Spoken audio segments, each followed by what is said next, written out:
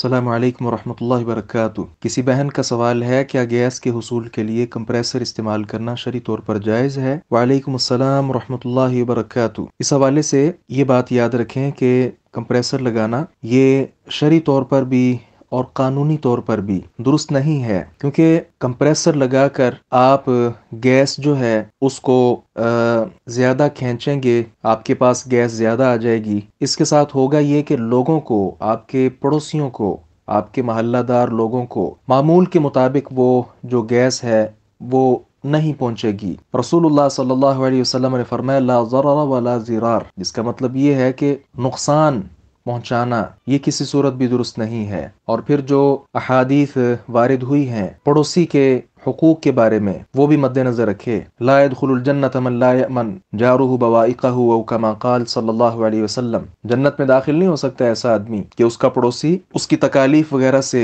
महफूज ना हो। और इसी तरह दूसरी बात ये याद रखें कि हुकूमत ने भी इस पर पाबंदी लगा रखी है, और ये उसूल भी समझें, हर वो मुल्की कानून जो लोगों के फायदे के लिए बनाया गया हो और शरीयत से मुतसादिम न हो, शरीयत के खिलाफ न हो, उस कानून पर भी अमल करना चाहिए। जब गवर्नमेंट की तरफ से कंप्रेसर लगाने का जवाज नहीं है तो फिर भी इससे बचना चाहिए। और तीसरी बात यह है कि इसमें नुकसान है और शरीयत जान और माल की हिफाजत चाहती है। बस औकात किसी भी किस्म की हरकत से ये जो पंप है गैस का फट सकता है, जानी नुकसान हो सकता है, माली नुकसान उठाना पड़ सकता है। इसलिए ये दो तीन वजूहात की बिना पर कंप्रेसर का जो इस्तेमाल है ये दुरुस्त नहीं है। गो के आप ये कहेंगे कि जो कंप्रेसर लगाने के साथ कौन सा हमें कोई इजाफी गैस मिल रही है, अगर इजाफी मिल भी रही है तो उसका हम बिल पे कर रहे हैं। ठीक है, आप बिल पे कर रहे हैं, लेकिन दीगर हजरात इस वजह से परेशान है। लिहाजा अगर आपको बहुत ही ज्यादा इसकी जरूरत है तो अलग से कोई